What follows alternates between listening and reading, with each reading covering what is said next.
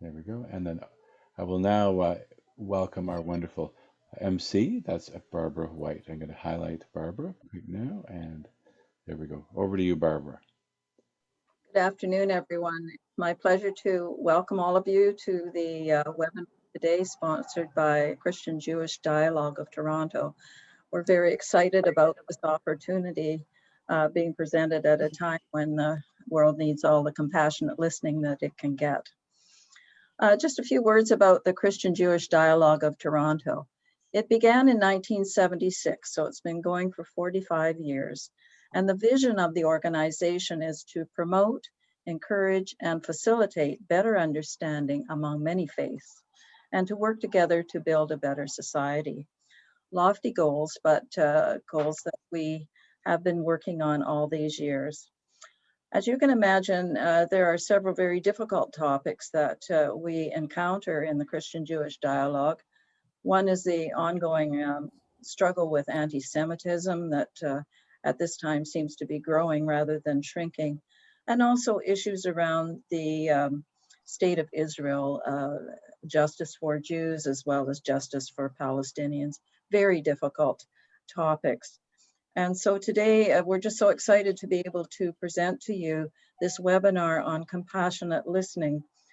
Certainly compassionate listening definitely be seen to promote, encourage, and facilitate conversation. So it seems like a good marriage between the Christian Jewish Dialogue and the Compassionate Listening Project. So we're going to dive right into the deep water today with a focus on conversations in Israel, Palestine that were undertaken by the Compassionate Listening Project of Seattle, Washington. And today we're just so excited and thankful to be able to welcome Andrea Cohen, who produced the film that we're going to be seeing, The Children of Abraham. And so Andrea, over to you, and we're just so looking forward to our afternoon today. Thank you. Thank you, Barbara. And just a little bit of correction about that I was the director of the film Children of Abraham. Children of Abraham was actually produced by the Compassionate Listening Project and the founder of that project, who was Leah Green, but I was the director of that film. So I'm thrilled to be here.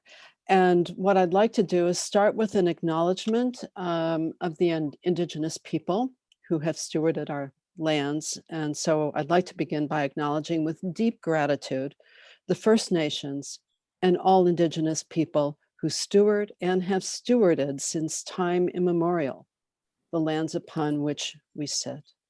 So deep gratitude for Native peoples. Who I am a Jewish person who actually has lived on kibbutzim in Israel and at one point considered immigrating. And this was a long, long time ago. I've been on many journeys to the Middle East. And my journeys with the Compassionate Listening Project have had a huge impact on me. So that's just a little bit about me and the identity that I bring with me to this work. Also, a little bit about the Compassionate Listening Project, which started out in the beginning of around 1990. It started out as a Mideast citizen diplomacy project. And it was a project that brought anybody who was interested to the Middle East, to Israel and Palestine, to meet with people on all sides of the political spectrum, to gain a broader understanding of what was happening there. And it was very clear to me on that first journey, which was Compassionate Listening Project's second or third journey in 1991. It was very clear to so many of us that people didn't quite have the skills to listen to people who had different perspectives without telling them what to do and how to do things better. And in the mid-1990s, the leader of what is now called the Compassionate Listening Project became aware of the work of a Quaker woman by the name of Jean Knudsen Hoffman. And that's when we started playing with the skills building needed for people to actually listen with the heart and to suspend judgment and be as open as possible to listening. Yeah, somebody needs to mute.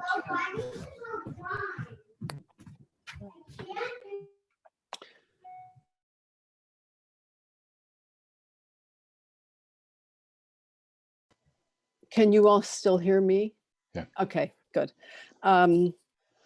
So we have integrated both the work of Quakers into compassionate listening, and also a lot of Buddhist practices and the wise practices, I think, from all of the major religions are at the core, have so much in common. And so listening is as much a spiritual practice as anything else. So we have led Compassionate Listening Project. I consider it a we because I've been involved with compassionate listening since the beginning, since the early 1990s, and ever since that time. We've led probably about 30 trips to the Middle East. We've taken a break right now because of COVID, but there will be another project probably. I don't know if it's going to be this coming fall or the following fall. So much depends on what happens with COVID.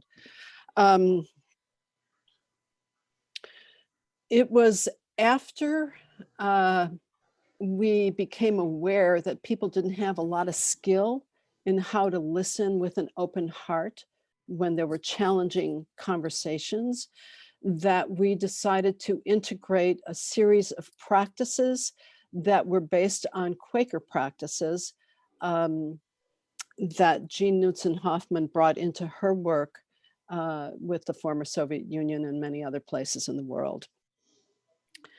And a little bit about what those practices are. We have 5 core practices, and one is just cultivating compassion, the capacity to listen and speak with the heart and be able to attempt to step into the shoes of another person. Another core practice is that of developing the fair witness, meaning to notice when we go into judgments or triggers, emotional triggers that bring us away from our hearts, to just notice that so that we can then make the choice to come back into that place of heart and heartful listening. Another core practice is that of respect, respecting self and other. And a lot of these core practices, there are many little bullet points, but I'm just giving you the basic information at this point. Our 4th core practice is listening with the heart. We in the West are pretty head-based folks, and we're often listening, trying to listen, but then thinking at the same time, and it's hard to do both. So our final core practice is speaking from the heart.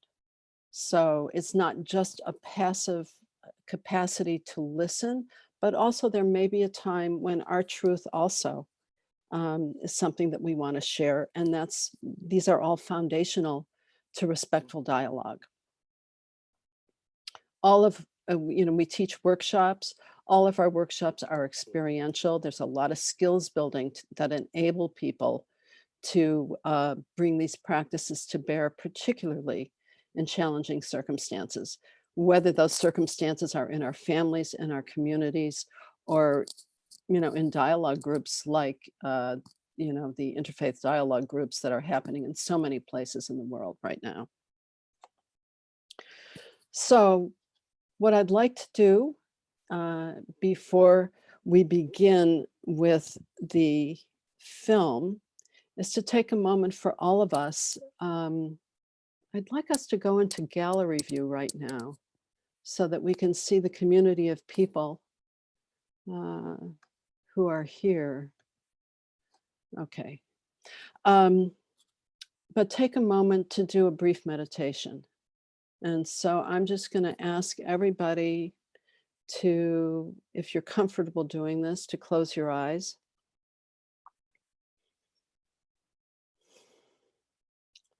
And know that the practices of compassionate listening are so much about our hearts. So as you close your eyes, take a moment first to focus on your breath. And slowly moving your breath in and out. And if thoughts arise or sounds, you become aware of sounds or sensations, notice them, and then move your energy back into your heart.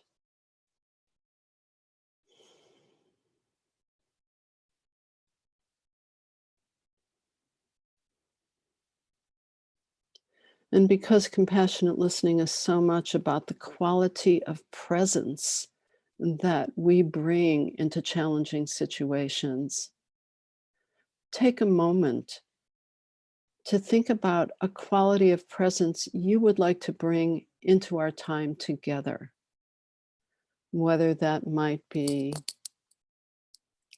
being a really good listener, patience, curiosity, openness. Reflect for a moment internally about what is that quality that you want to show up with in these moments together.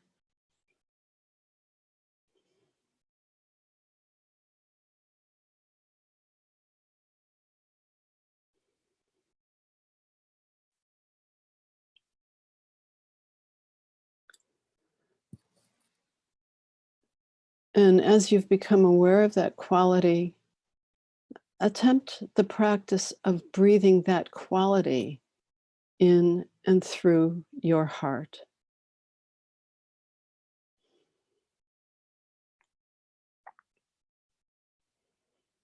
And sometimes it helps to put hands on heart, to put a hand on your heart.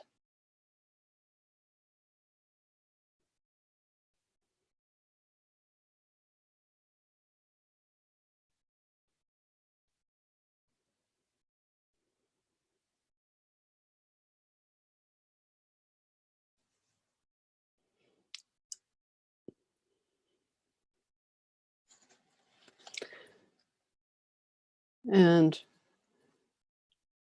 as you bring the energy again in and through your heart, as you begin to open your eyes, bring that quality of heartful presence into the gallery view of all the people on this call. And whenever you're comfortable, feel free to open your eyes and just take a moment to look at all the people on this call and spread that energy of heart as you see everybody here. And before we start the film, I'm just looking at people's faces.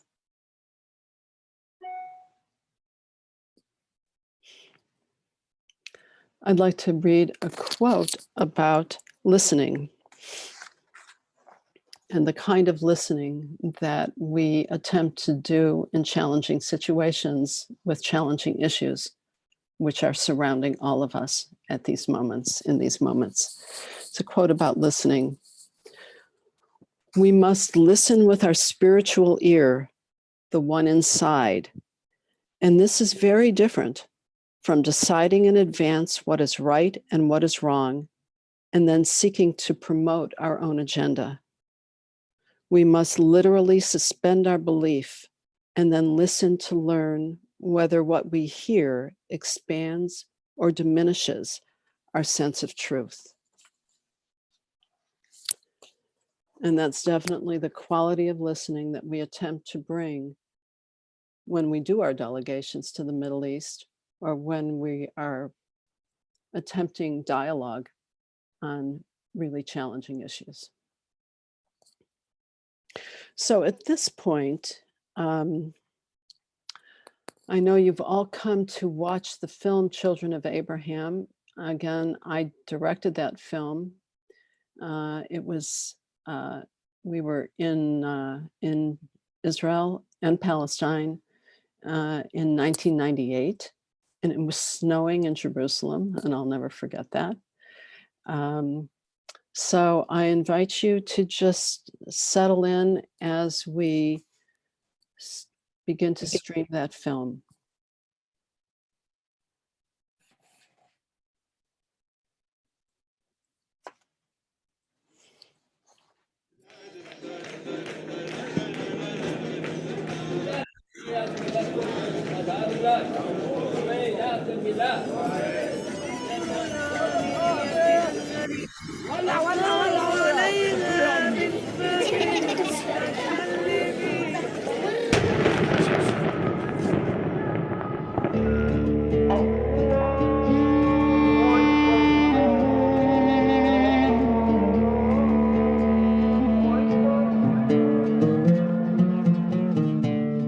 Everyone is suffering, everyone is depressed. If you look at the eyes of the people, you see empty eyes, sad faces.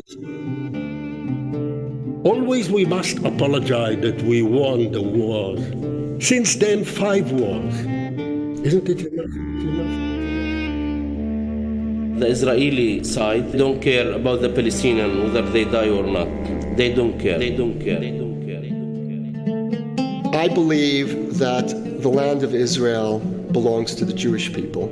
Every Israeli wants peace. And what divides us is how to go about getting it. I imagine the Jewish person like a monster because he have my land, he have my own. So I didn't like him. I hate him, hate him, hate him. And it's very simple to say that they hate Jews and that therefore they kill Jews. Some of my friends were killed by Hamas, were murdered by Hamas. If I don't have a Palestinian state, if my fellow Palestinians don't have passports, there will never be peace in the Middle East. Peace in the Middle East.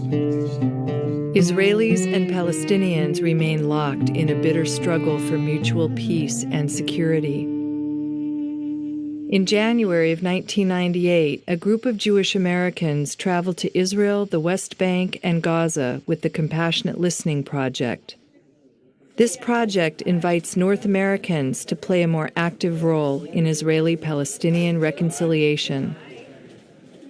We as American Jews have the unique opportunity to be trusted by both sides here. And I saw the potential for American Jews to play a much greater role in the Israeli-Palestinian conflict. American Jews care very, very deeply about what's going on here. And most of them have very little access to the actual people on the ground who are involved in this conflict.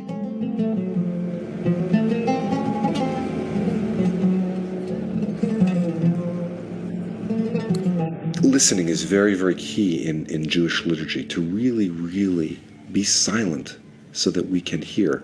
Is that the folks saying when you open your mouth, you're closing your ears. So the Compassionate Listening Project has a direct link to a Jewish spiritual practice, which is not always to speak, but to take time in our davening, in our prayer life, to know that there's a time to speak and there's a time to listen. In other words, after we do our prayers, it's the time to really maybe sit down and be silent and receive what is the message.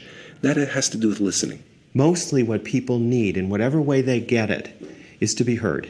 And hearing somebody, listening to somebody, and them knowing they're being listened to really, really does create change. You know, we think of something monumental has to happen for change. And in reality, I think it can be as simple as just being heard. The most important concept Judaism has about human beings, and it's a very radical concept, is that every human being is made in the divine image. And that, for me, is the basis of Jewish peacemaking, to see the face of God in every other human being, no matter who.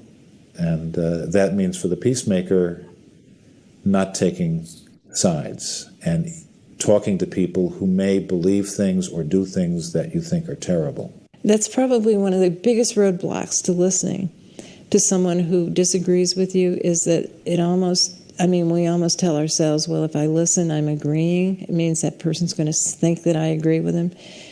That isn't what this is about. We don't necessarily agree. We're not asking people in this group to give up their points of view. It's listening and respecting someone else's point of view as being valid. Every human being on this planet has a piece of the answer or a piece of the puzzle. And if we don't listen to people who disagree with us, we're never going to find the answers. The wholeness is the answer. I had some fears about coming on this trip. I think I absorbed some of the attitudes of my friends who certainly see the headlines and see the West Bank and see incidents of terror and see people waving guns on television and think that nobody in his right mind would go to such a place. I can't tell you why I feel this way, but when I hear the muezzin call people to prayer, I feel completely intoxicated.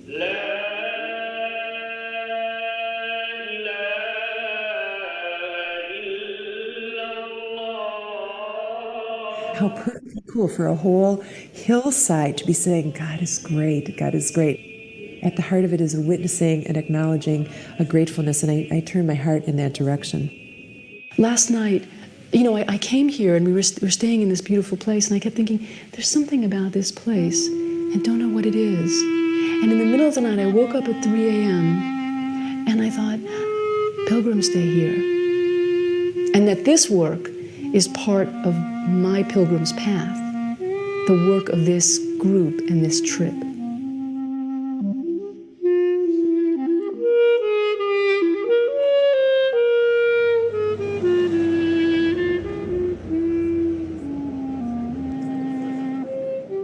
As I come soon to meet people whose backgrounds are very different than mine, I hope that I'm able to listen not just to their words, but to their souls.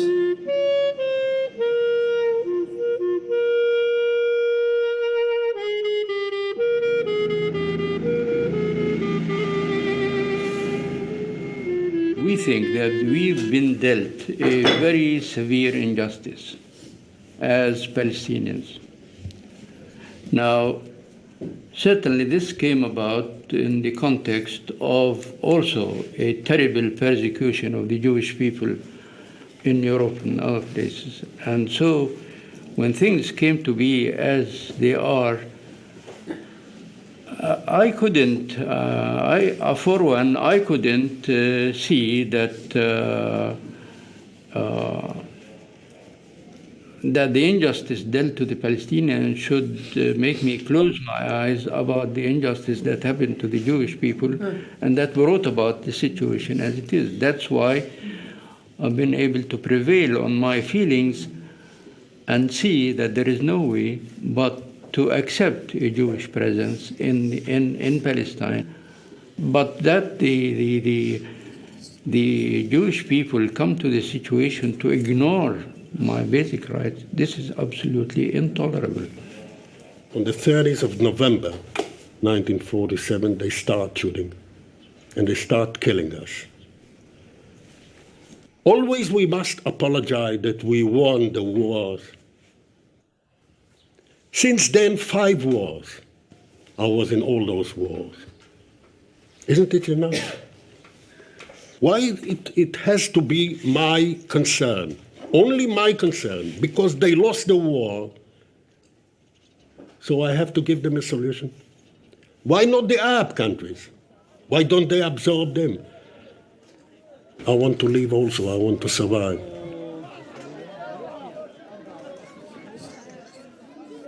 Sometimes I wish that it was a dream, and I woke up and I found myself still in my home, still live in that area.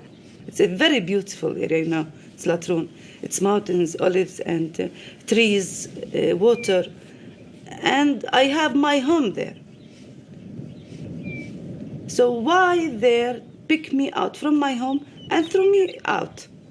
I don't understand this till now. I am a human, I am a person. They can have the land, but they didn't have to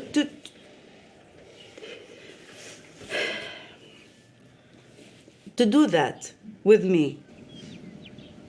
as they dreamed for million years that this is their home and this is my home too.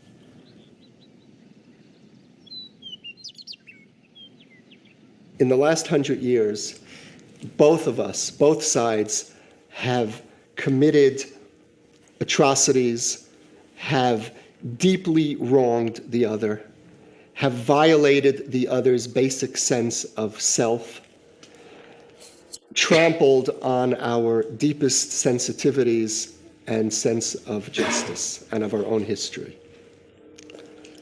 We're guilty and you're guilty. I believe that the land of Israel belongs to the Jewish people. I couldn't possibly believe otherwise because this is what 2,000 years of longing have conditioned in me.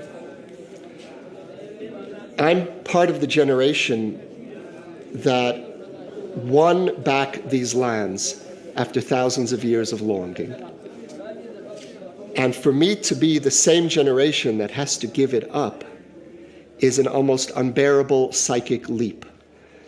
Nevertheless, to end this conflict, I'm willing to put everything on the table.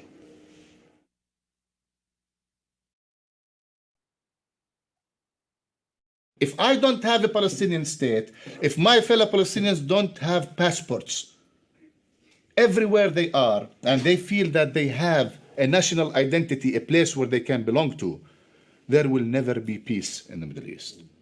And this is our message to the Israelis. A Palestinian state is in the best interest of Israel. They want us to condemn terror, okay. But I still want Israelis to come outside and stand up and say, we support the Palestinian state. The Palestinians deserve to have a state next to Israel, not to replace Israel. Every Israeli wants peace. Nobody wants their sons, going to the army or their daughters getting blown up on Ben Yehuda, for that matter. And what divides us is how to go about getting it. The whole idea of land for peace is trading a tangible for an intangible. You can see the land, you can say this border, this hill. The peace is an intangible idea. Now, if we give over the land, which is the asset that we have that they want, before they give us the peace, the relationship that we want, they have no more incentive anymore to give us the peace. They've got what they wanted.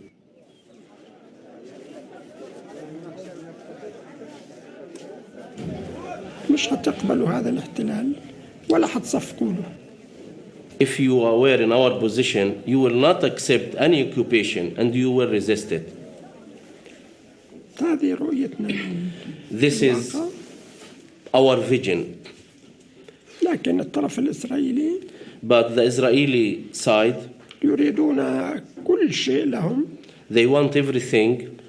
يريدون الأرض لهم. Land. والأمن لهم. Security. ثم ليموت الشعب الفلسطيني. And they don't care about the Palestinians, whether they die or not. لا يهم. They don't care. وأنا يمكن أخويا لو بياخد بيتي وبيطردني منه. And if my brother took my house and deported me from it, اللي من أمي وأبويا. Which is my brother from my father and my mother, راح أقاتله. I will fight him حتى أسترد بيتي منه. until I get back my house.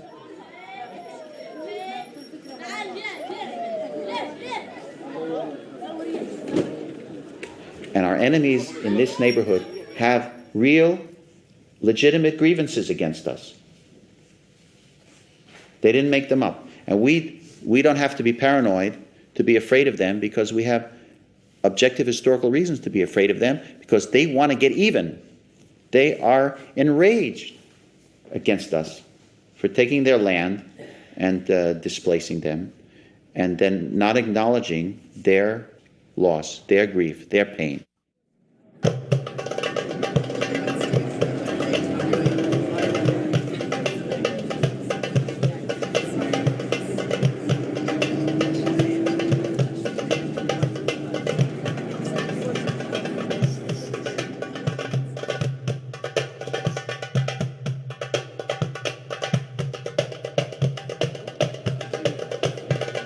All my visits to Israel, I've been basically afraid to be in Hebron.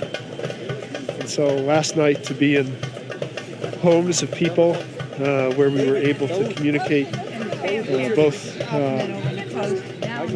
ideas, understandings, but just human feelings of warmth was extraordinary. I stayed with a family outside of Hebron, a family of farmers, and there was so much mutual love and strength.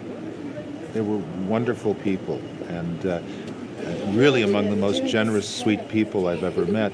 I even said to them as I left, I said, if anybody wanted to see what real hospitality is supposed to be, they should come and visit Palestinians. And we like the people who come here. We feel they are, they talk with their hearts to us. So it's an interesting thing to meet, to listen, and to listen to them and to talk to them. They meet us, live with us, stay with us, and sleep in our homes. I think they know the situation as really it is. The thing that just clutched at me was at dinner the last evening, when somehow we'd been talking about the future and about his children, and he said that his 11-year-old son, Orwa, had told him that he did not have any hope that there would be peace in his lifetime. And the shock of a young child looking at his future and not seeing any promise for himself. You can feel the sadness, although they are children, but they are not innocent. Even the youngest. Sometimes they sigh, they talk in their sleep, they cry. We don't know why. But, I think the situation affects them very much.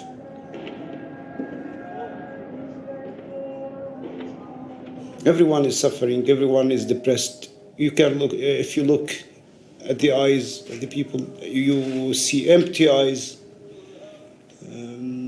sad faces. This is how I stay in relationship with this whole struggle here. And I do this as a Jew, and with my sense of pride as a Jew and my identity as a Jew, I can feel a greater sense of my own Jewishness by embracing this Palestinian family as my family as well.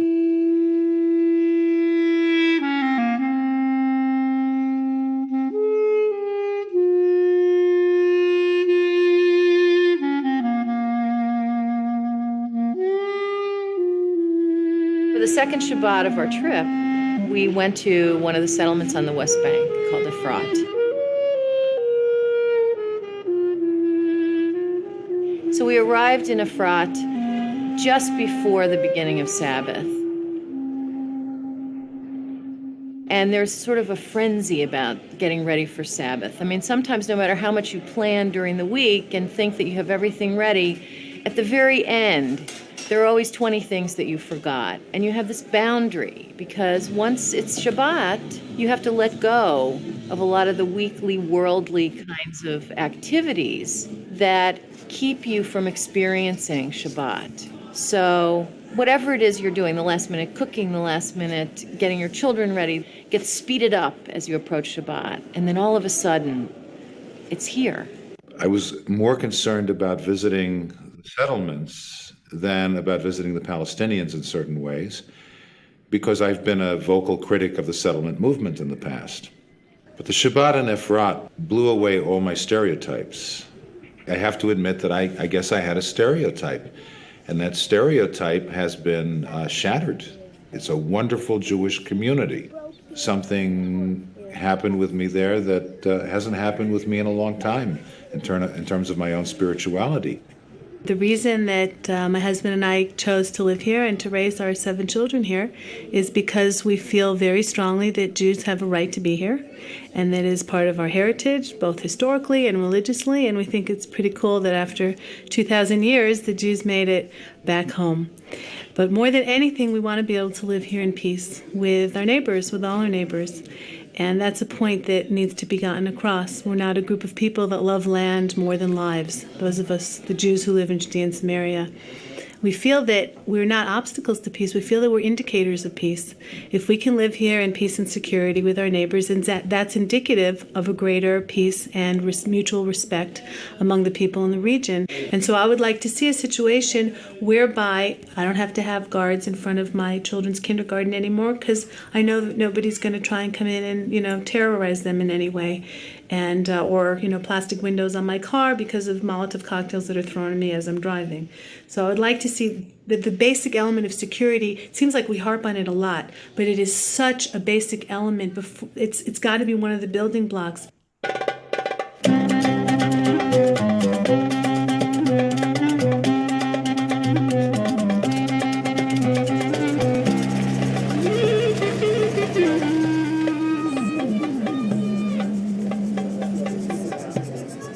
Since 86, there is suddenly a dramatic reduction of permission for building homes. And there is the principle that says that you cannot make a law or regulations that people cannot stand in. You cannot ask the Palestinians since 86, now you don't marry, you don't bring children, you don't build homes, simply like this. Impossible. They must break the law.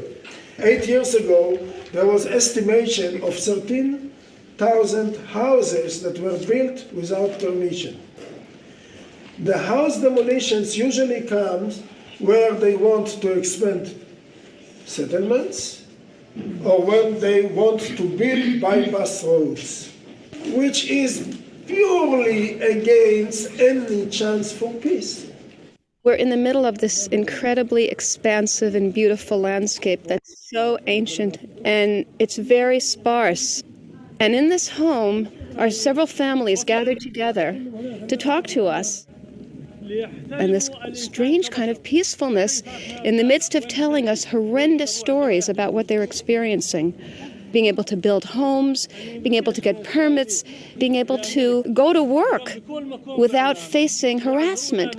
And one woman in particular, I reached across to her and took her picture, and we hugged. And she's right there behind you. And it's very moving to look at her because she looks like my aunt, my mother's aunt.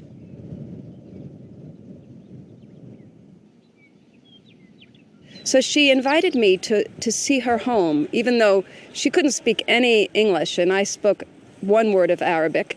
She took me to her home, and I could really feel her tremendous sorrow and sense of instability, that she didn't know whether her home would stay, because it might be demolished. It's one of the homes that is slated for demolition. Of course, it was very painful to see this. I don't really want to believe that that's going on. I just don't want to believe that my people, my Jewish people, would be involved in inhumane policies, and I'm having a lot of trouble with that right now. I must say that for me, the whole question of homeless people is a very disturbing issue. It's something that I cannot somehow accept. And here people have homes. They live in home. They did nothing bad to no one. And one day their home is gone and they left without. It is a human issue. People that have homes, look, they have homes. They did everything they could in their life to save money, to build this home. And then it's gone. Why? And I tell you just one story. One day in 1956, when Israel occupied Gaza at the time of the Suez War, I had the chance to see the first Jew in my life. I was playing in the garden when the gate, bell rang, and I went to open it, and there was this man asking for my father. And he said, tell him that it is Moshe. He was in civilian clothes. He was not a soldier. All what I knew of Israelis were soldiers. And I ran to my father and said, somebody called Moshe, what did you? He said, Moshe? Who's Moshe? So they came and they looked at each other, and then suddenly they jumped at each other, kissing and hugging. And I was in a state. What is it, my father kissing a Jew? It's impossible for me. So they sat down and started to talk to each other. And I couldn't wait. I said to this man, are you a Jew? I said, yes. And I was shocked. I said, you must have killed Palestinians. He said, no. I am a Palestinian too. I lived all my life in Palestine. Your father and me are like brothers. I said, what is this? I mean, there could be Jews who are brothers to us. That was the first time I saw a Jew. And then I think it has affected me in the sense that every time I see a soldier even, I think there is a human being there. I sincerely believe in the matter of coexistence between Palestinians and Jews on equitable basis. I'm very convinced about this. When I was a little child in the middle 20s, my father was a custodian of Muslim property in Hebron. And I was aware when the Jewish Rabbi used to come and visit my father there, and I knew the Jewish community that lived in Hebron at that time. And I thought that there was a real coexistence that's going on between Jews and Palestinians in Hebron. And actually, we lived in a flat, and the opposite flat was inhabited by a Jewish family. And every Saturday morning, the lady in the Jewish family would come and knock at our door and call me by name to go and put off the kerosene lamps in the Jewish flat. I mean, I remember vividly all these things. I wish that Jewish people can open their eyes and see how much injustice and humiliation we are going through at the hands of the Israelis.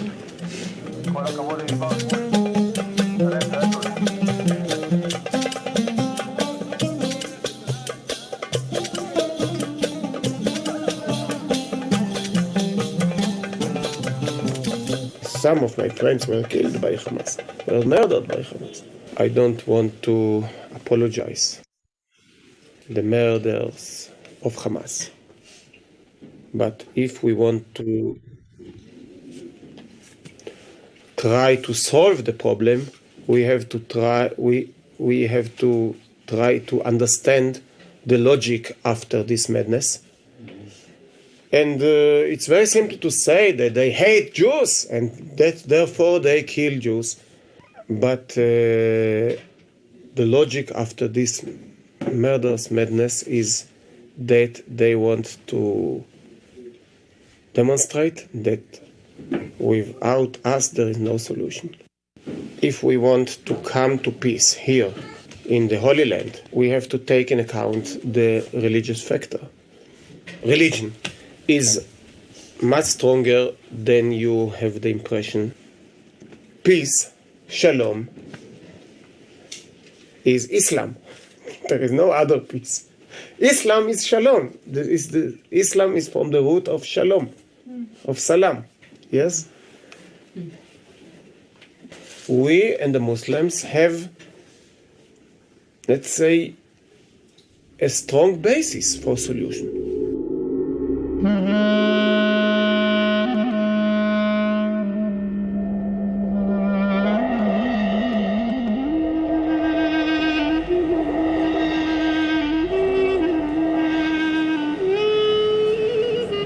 Now I feel absolutely shattered. There is no answer that I have, but I have many answers, and it's like a puzzle. I came here clearly as a political centrist, as a very, very strong Zionist, recognizing the pain of Palestinian people, but not really recognizing Palestinians as a people. Really, there is a Palestinian state. It is a de facto state. It's existing right now, even though intellectually, my own mind said I was not seeing the Palestinian state. It's existing. It may not have come to treaty yet.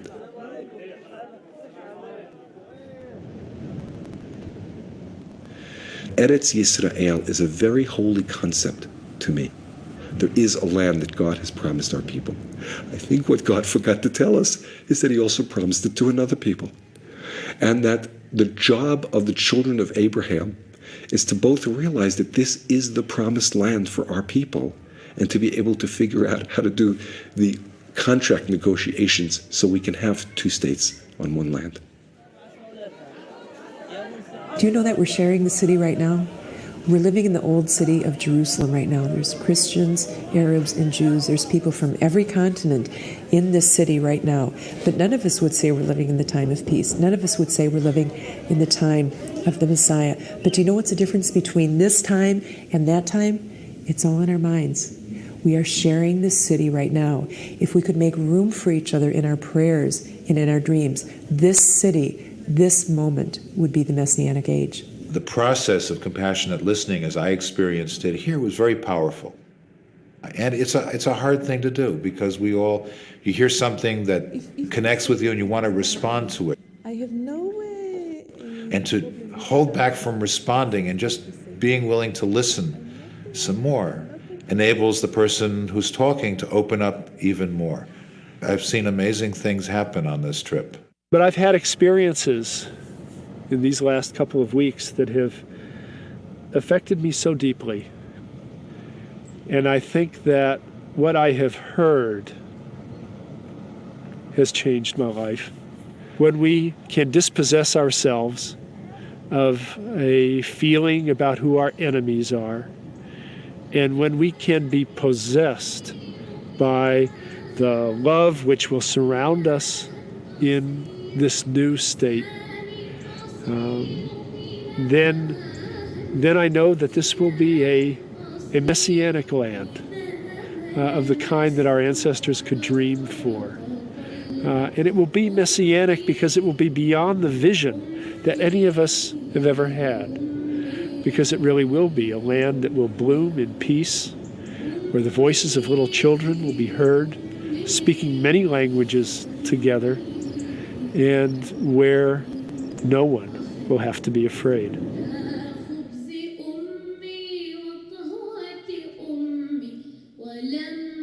My hope is that God should bless the Jewish people and the Palestinians to not come up with simple answers, to keep dialoguing, keep talking, and keep listening.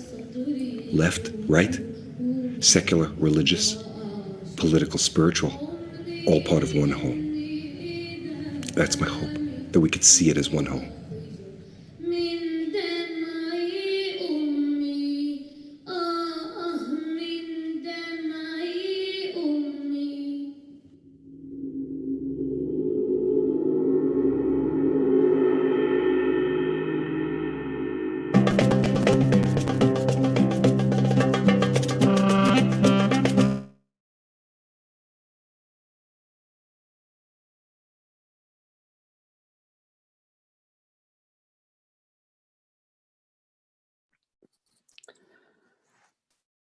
Before we begin any dialogue of any sort, I'm going to ask you to take a moment to reflect on what you saw and what you heard.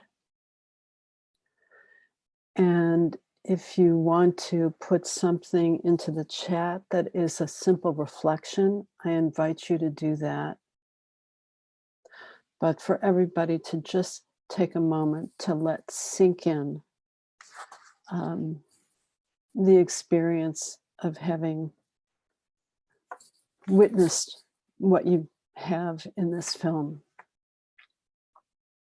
So please take a moment to do that, to reflect.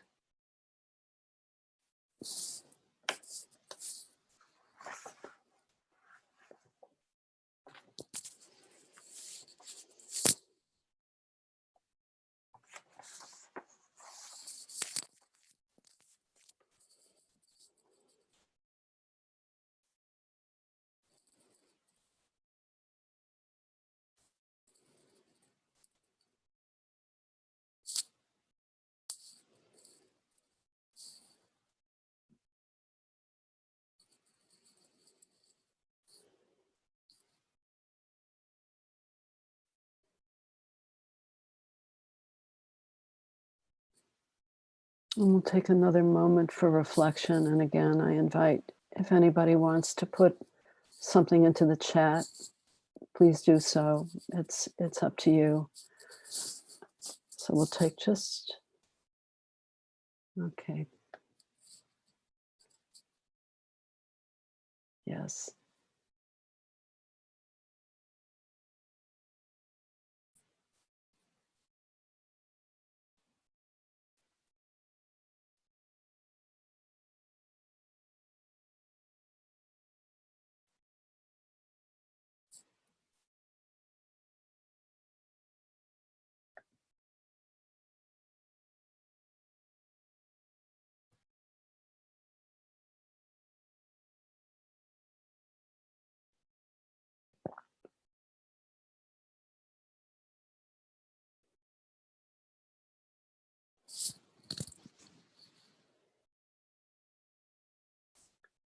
And I'll just read out loud some of the beautiful reflections that people have offered. From Vivian, we are blessed to have peace and a secure place to call home. Yes. And from Joan, it is individual peoples on all sides that will affect change, not politicians. And this is happening, or is this happening? I don't know the intention there, Joan. And from Amy, the transformative power of one loving act can ripple out and allow space for more loving consciousness to grow.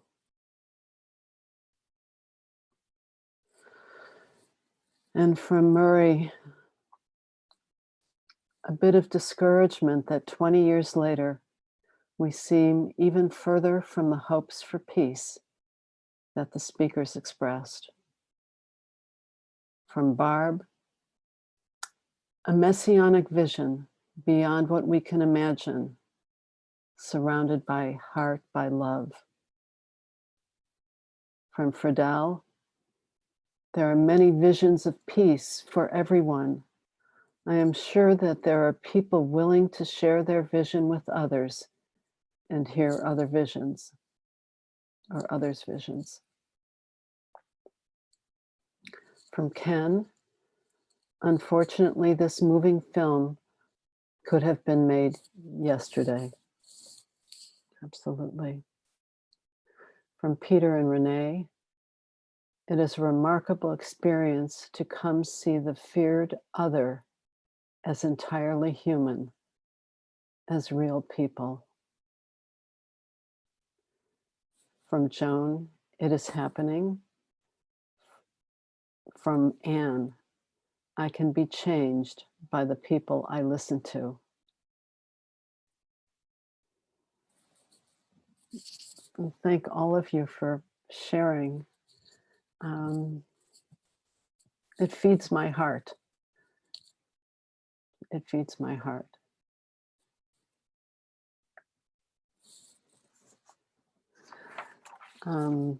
A little bit, there are many people who have been featured in the film who are no longer alive. And as somebody mentioned in the chat, sadly, the film is as relevant today as it was 20 years ago. So, are there any other comments or questions? actually, before we go into this next phase, which is going to be, giving people an opportunity to ask questions or speak more of what's alive for you in this moment, I'd like to have a screen share shown, which is about how to create courageous space for dialogue. So that would be the space where speaking and listening from the heart is encouraged, where we're just here to be present with one another. So again, stay present, engage, and re-engage. Take risks and honor courage and vulnerability if people should choose to speak. Lean into ambiguity.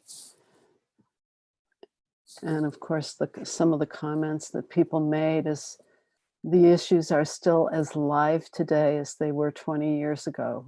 And where do the answers live? We don't know. Be respectful. Welcome diversity in culture, emotions, and perspectives. On this Zoom, I'm sure there are people with many differing positions, beliefs.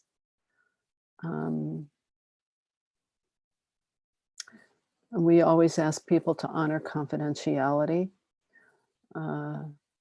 So, yeah. And also when we're engaging in a dialogue around challenging issues, to notice your own emotional reactivity and biases and perhaps judgments, and then come back to your heart so that you can listen more fully and with greater openness to someone else's position. And something else that I always like to say in any situation where there's conflicting opinions or beliefs, to just slow down to the speed of wisdom. Let what people say land. Try not to change them, but just listen deeply to their heart and what's most alive for them. So, does anybody have any questions or comments that they would like to share with the whole group? And we might want to go back into gallery view for that.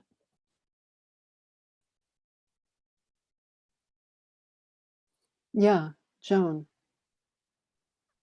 This film, it's really quite wonderful. I think we're all sort of speechless for the moment. This was made in 1998, is that correct?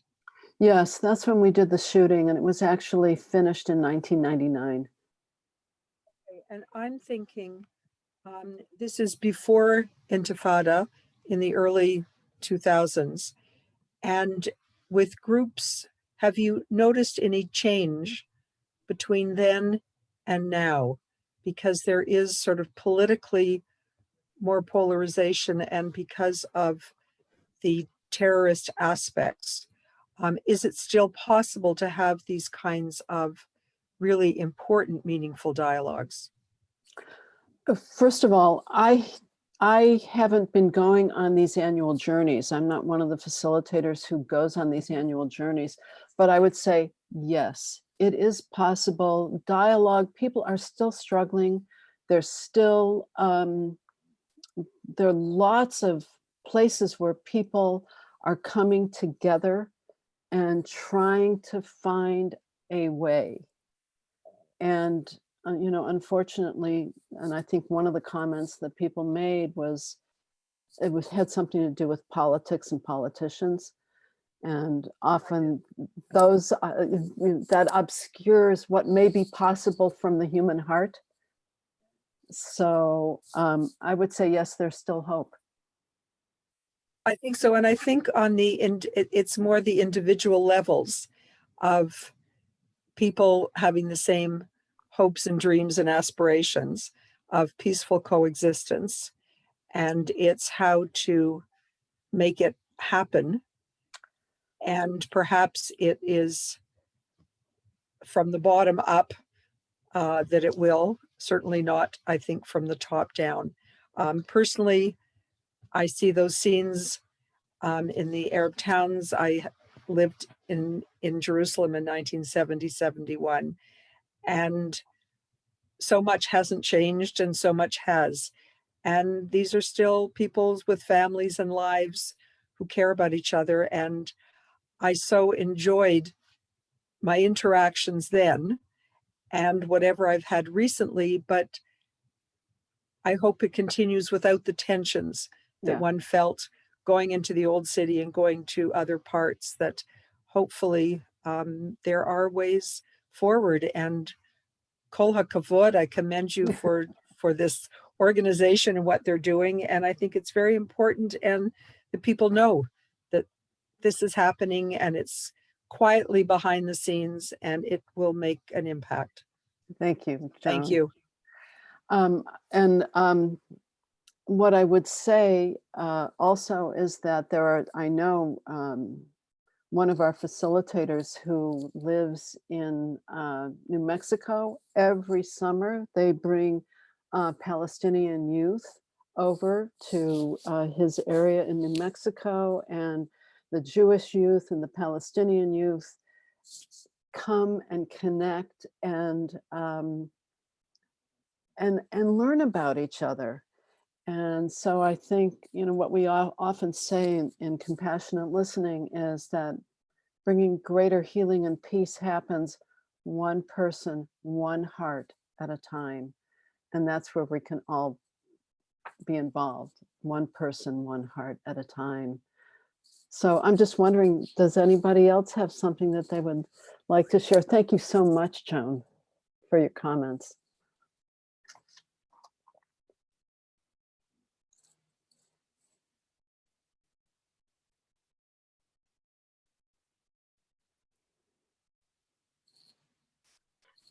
I'd like to share something. My name is Anne. Can you hear me all right? Yeah, I can hear you. I can't see you though. Here I am. I can. Oh, there you are, Anne. Hi, Anne. I'm in the red, bright red. Yes, you're in Hello, the red. everyone. Okay. Thank you for this film. I was deeply impacted by it, to recognize that this conflict is, at first, one of my thoughts was, well, I'm neither Jewish nor Palestinian, and so what is my role in this? And yet after I saw this, I began to think about that a bit more, and I thought it's very important that I listen to the people, all of the people in the situation.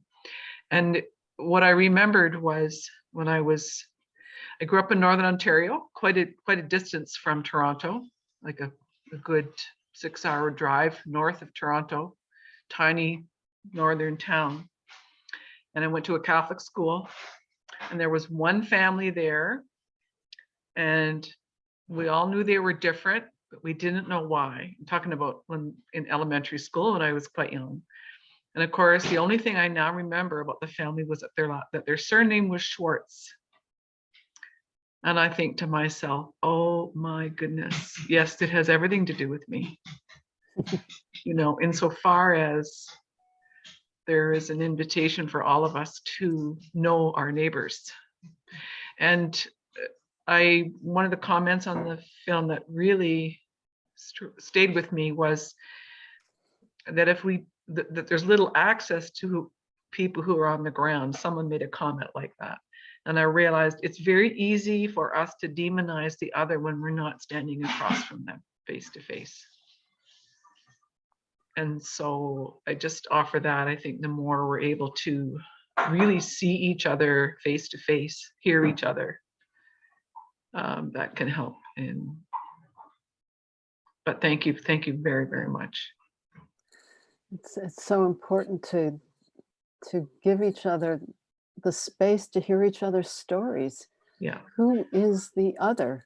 Yeah. And where do we find that place of commonality? There is commonality as humans. So thank you for your comments. Anne. Yeah.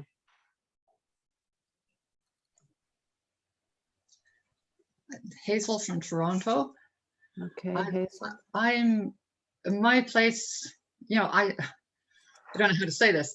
The person I had the most difficulty listening to in the whole movie was the young Jewish woman living in the settlement who said she chose to bring up her family here.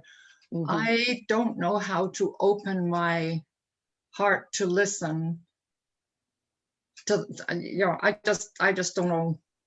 I just don't know how to do that. If anybody has any suggestions, it would be very helpful.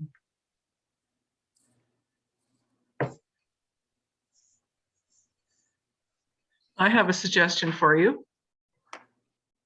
I'm sure there are lots of suggestions that could be made, but I would simply say, listen to yourself.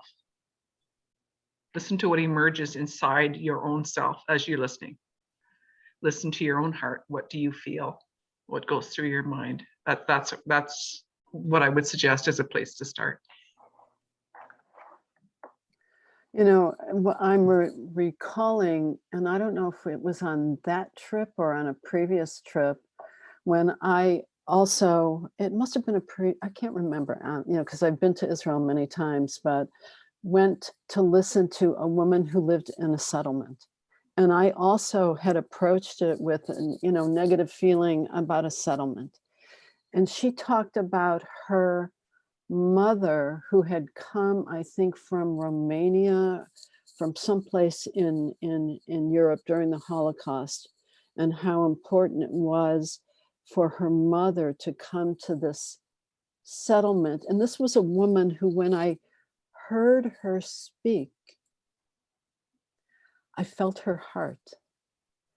And that image has the image and the sensation of that listening to her. She was so vulnerable and such a beautiful human being that it melted my wanting to judge people who lived in settlements. I couldn't do it anymore after listening to her, because my heart was so deeply touched by her essence and what she was sharing.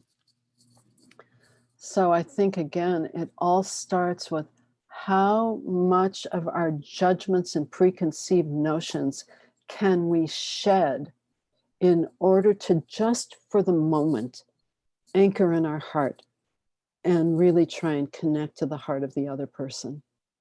And that's where the openings are. And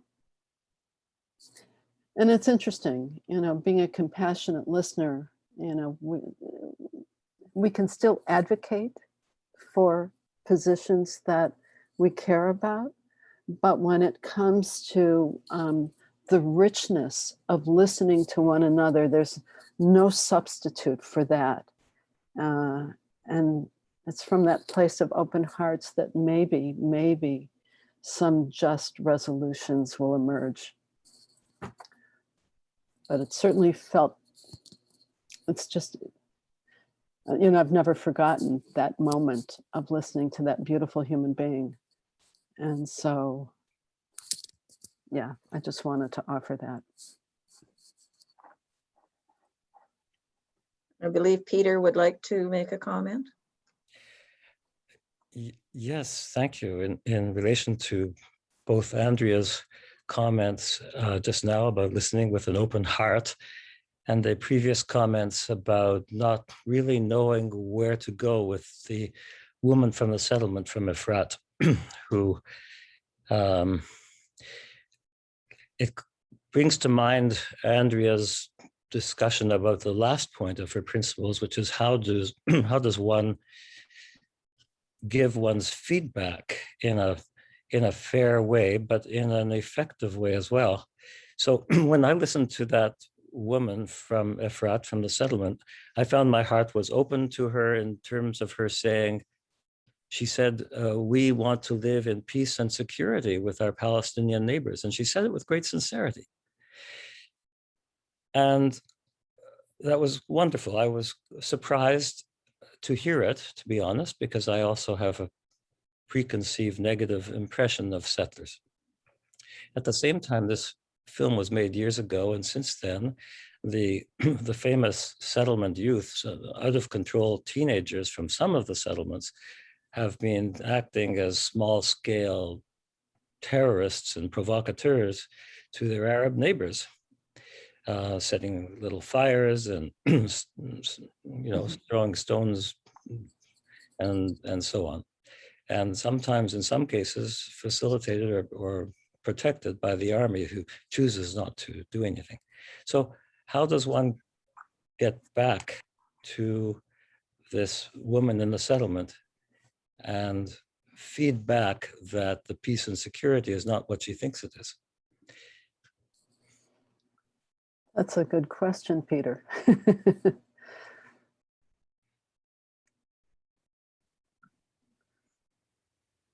You know,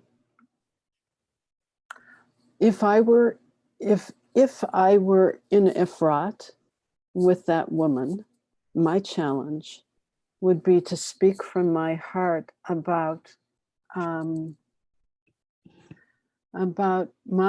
own pain, about the stories that you're telling, that I've read about as well.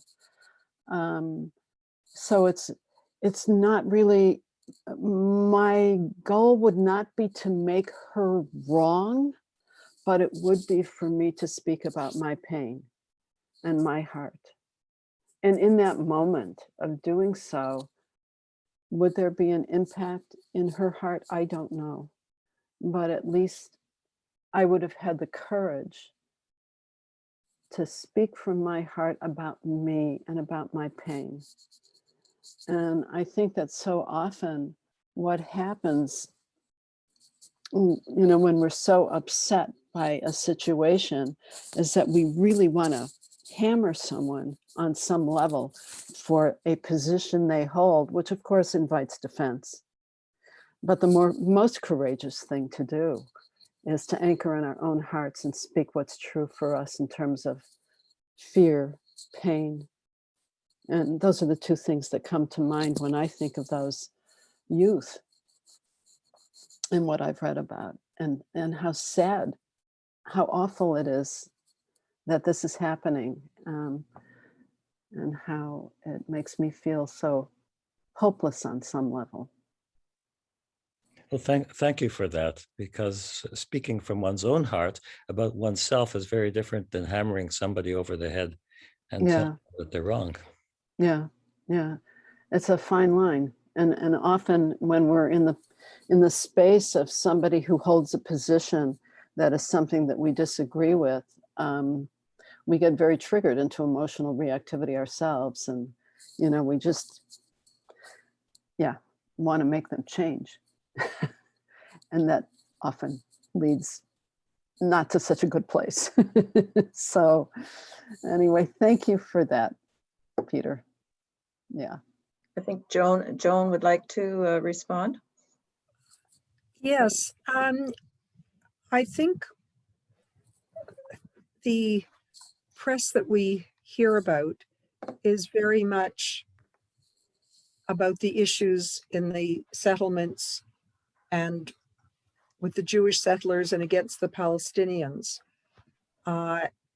There's truth on all sides.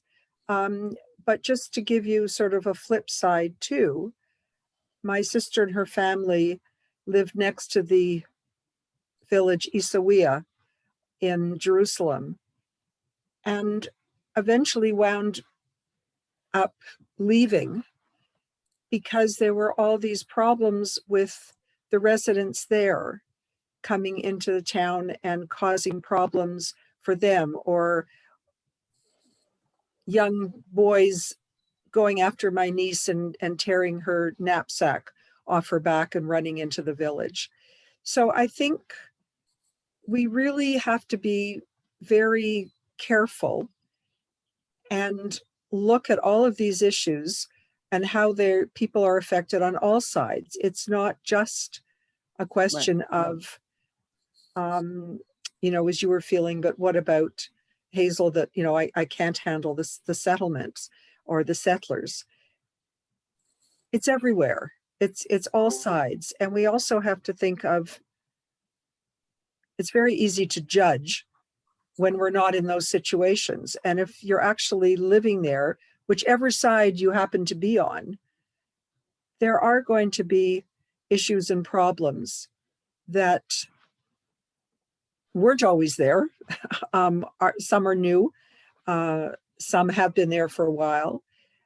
And we also have to look at times when there's been wonderful coexistence.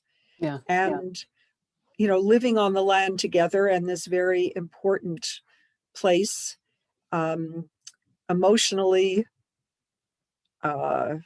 intellectually, physically, there's so much at stake. And I think because of that, because of the emotional connections, religious connections, but these are Middle Eastern Palestinians, Israelis, Muslims, Christians, that all have to find ways to continue to live together, to share concerns. And I think we need to be aware of it. I think too many times we are getting just one point of view, and that's hammered home. And we really have to listen. We have to look at different news groups. We have to not just receive everything from the same source. And I think that will help us keep an open mind as to what's going on almost anywhere in the world. Yeah, Thank very you. good point, Joan. All of these situations are incredibly complex. And again, listening to one person, one heart at a time is the only way I know to get a full picture, as full as possible, picture of the humanity that's suffering on all sides. And I'm wondering, are there any people who haven't yet had a chance to share, who would like to either provide a comment or a question?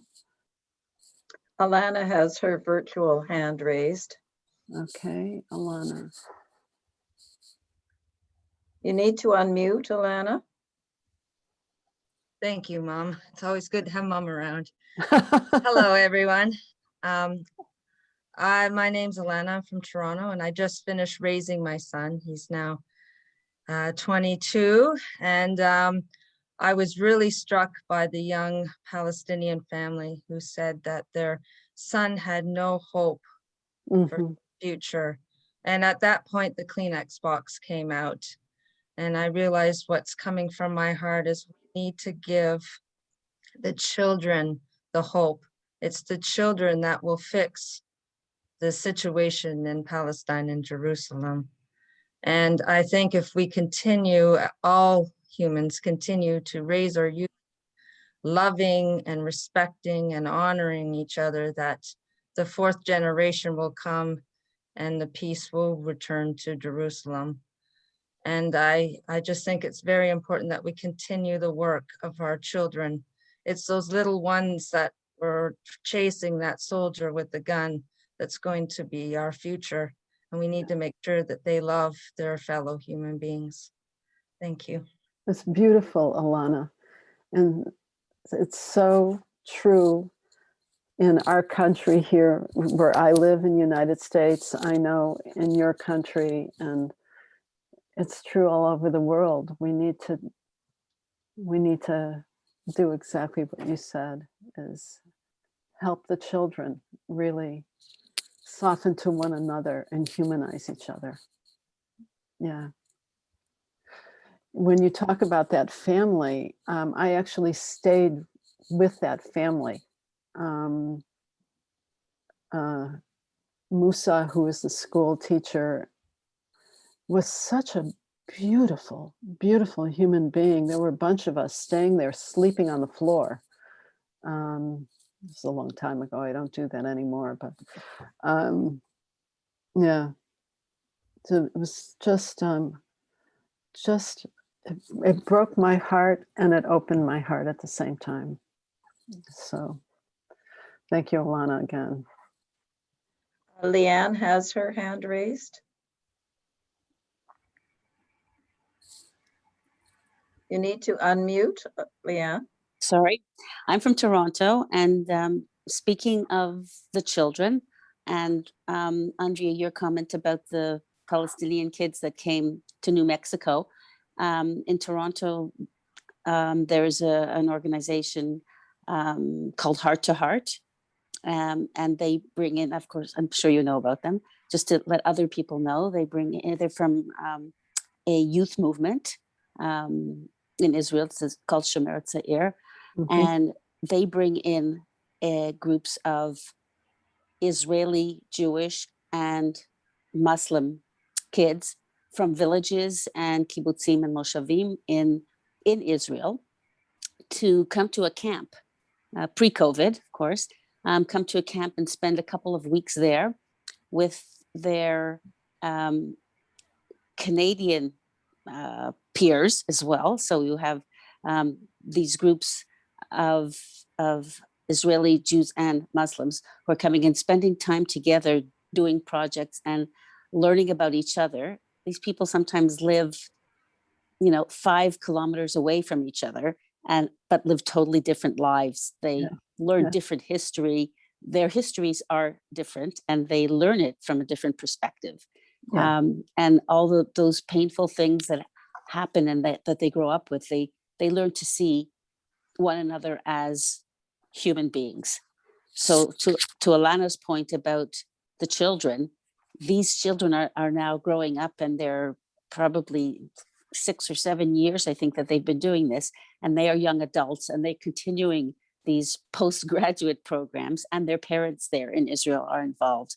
So this is the kind of ripple spreading effect, and hopefully, they will be in the generation to help move this forward, because they actually know the other at this point. Yeah, thank you for mentioning that. I know that there are things like that happening in many, many places, but we often just hear the negative things, and we don't hear the hopeful things. So thank you for telling us about what's going on in your area. Anybody else? Barb, you're muted. A comment in the chat I thought I would share. One thing I have learned, this is from Sandra Miller. One thing I have learned which helped me tremendously is to never use 2 words, all or always, which are commonly used terms in today's world. I did not realize how saying either of these shut down others in the room, as they weren't part of all, so were excluded from the conversation. Thank you for that. Yeah. Anybody else before? What I wanted to do was talk a little bit about other offerings, and a little bit more about the Compassionate Listening Project. Just before you do, John Joseph has his hand up. Okay. Muted, John Joseph. I'm trying to move myself. Okay. So, mini question. So basically, do you think there's room to learn from the many places in this world right now where there has been conflict? I cite, there was a CBC ideas program that talked about reconciliation and redemption with the Hutus and the Tutsis as one prime example of a recent genocide that happened. Do you think, because as we listen to the polarization in other parts of the world, could it help inform, how would you put it, harmony to places that it has yet come to? And what's your thoughts? Yeah. My thought is absolutely. Yes. I was actually on a panel a number of years ago in Germany, where there were some youth talking about, some younger people who had spent time in Rwanda, and were talking about the Hutus and the Tutsis, and it was very, very inspirational. And I think anytime we get the opportunity to learn about the positive things that are happening, that also can have a ripple effect if that information comes out. So yeah, thank you for bringing that up. I mean, hope springs eternal. So, and there are very courageous acts. I've also done a lot of work in Germany which has done, well, that's a whole other story.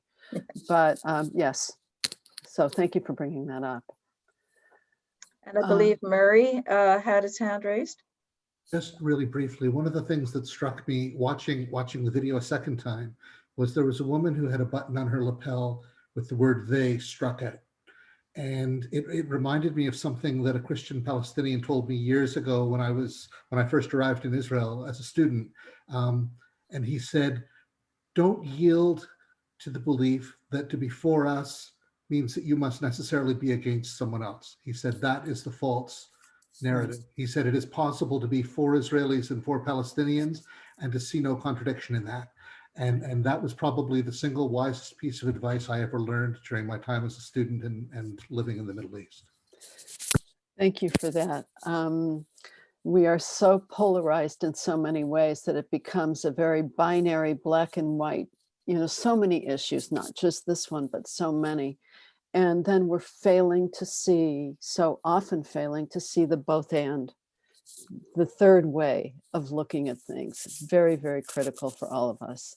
And that's where hope lives, in that third way. So thank you for that. I don't know if anybody is interested in just looking. I'd like to do just a very quick screen share of the Compassionate Listening website, and just to stay on this screen. So we have offerings, and we don't have to click on it. If you're interested, you can just go to www.compassionatelistening.org. We have workshops, practice groups. That's where you're likely to see, well, there's another section here about journeys. You'll see if anybody's interested in going to the Middle East with the Compassionate Listening Project. It will show up on the journeys page. We've also, last year was the first year we did a journey to Alabama, which was remarkable. I unfortunately couldn't go on it, but I've heard so many stories. We also have some people who are interested in becoming facilitators of the work. And so we have a whole certification track. Something that if you want to take the screenshot away, I'll hold up a book that I have written called Practicing the Art of Compassionate Listening. It's available many places, but it has a lot of the exercises that we do in our workshops, and a lot of the training that we do with people before they go on journeys with us.